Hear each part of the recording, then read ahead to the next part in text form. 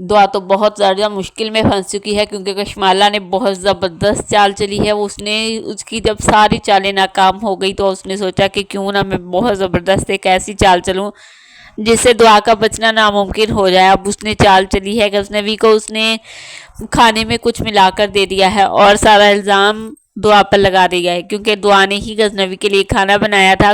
वो चाहती थी कि वो अपने हाथों से खाना बनाए। जब वो खाना बनाती है तो कशमाला उसमें कुछ डाल देती है और वही खाना जब नौशरवान खाने लगता है तब उसकी तबीयत ख़राब हो जाती है, उसको बेहोश हो जाता है और उल्टियाँ आने लगती हैं। तब उसको बुलाती है और उसको कहती है कि तुमने गजनवी के खाने में जहर मिलाया है, तुमने जहर मिलाया है। यही कहती है क्योंकि सबकी नज़रों में वो खुद अच्छी बनना चाहती है। उधर जाफ़र भी उसकी तरफ देखता है, तब भी वो जाफ़र को भी यही कहती है इसी ने खाना बनाया है और इसी ने खाने में कुछ ढाला है गजनवी के, ताकि वो मर जाए और उसका रास्ता साफ हो जाए। ये बात तो दुआ के वहमो गुमान में भी नहीं थी कि इस तरह की कोई बात हो जाएगी।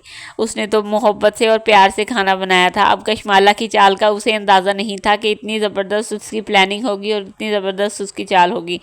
जब नौशरवान जो है वो जाता है हॉस्पिटल तब अपने माँ बाप को भी फ़ोन कर देती है, यानी सास ससुर को भी फ़ोन कर देती है और कहती है कि दुआ ने जहर दिया है गजनवी को। दुआ की वजह से वो मौत और ज़िंदगी के कश्मकश में है, ज़िंदगी और मौत की जंग लड़ रहा है। आप प्लीज़ जल्दी आ जाएं। जब वो आते हैं तब दुआ वहाँ आ जाती है, लेकिन जाफ़र उसको कहता है कि आप घर चली जाएं, अभी आपका सईं के पास रुकना या यहाँ हॉस्पिटल में आना ठीक नहीं है, आप प्लीज़ यहाँ से चली जाएं।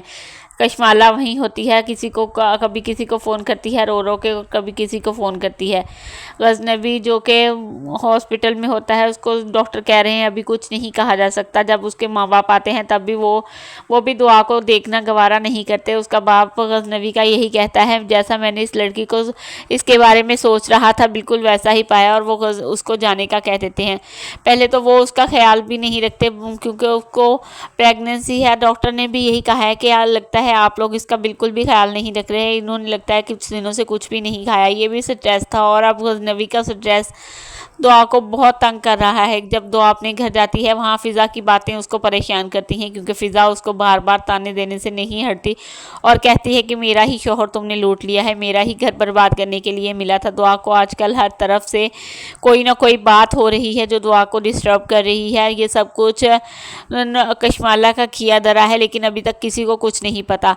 जाफ़र जो कि अभी तक चुप है, एक ही दफ़ा में अपने साईं के सामने सब कुछ सारी कार्रवाई रखेगा क्योंकि उसको पता है कि कौन सच्चा है और कौन झूठा। वो सच और झूठ का पता तो लगा ही लेगा। जिस तरह वो कशमाला को नज़रों से देखता है इस तरह तो साफ पता चल रहा होता है कि कशमाला जो है उसी ने सब कुछ किया है। अब जाफ़र अपने साईं को ही बताएगा, उससे पहले तो वो किसी को कुछ भी नहीं बताएगा। हालांकि वो जहर नहीं थी, कशमाला ने उसके खाने में ही कुछ मिलाया था। अब आने वाली केस में आप देखेंगे कि कशमाला जो है वो उसके गजनवी का अंगूठा लगा देगी और पुलिस वालों को मुकदमा दर्ज करवा देगी कि इसने मेरे शोहर के सर के ताज के लिए खाने में जहर मिलाया था। दुआ को पुलिस पकड़ने आ जाएगी और दुआ को पुलिस के पास पकड़ाने में सबसे ज़्यादा हाथ कशमाला का ही होगा। आपको ये ड्रामा कैसा लगता है या आपको इस ड्रामे का एंड कैसा देखना चाहते हैं प्लीज़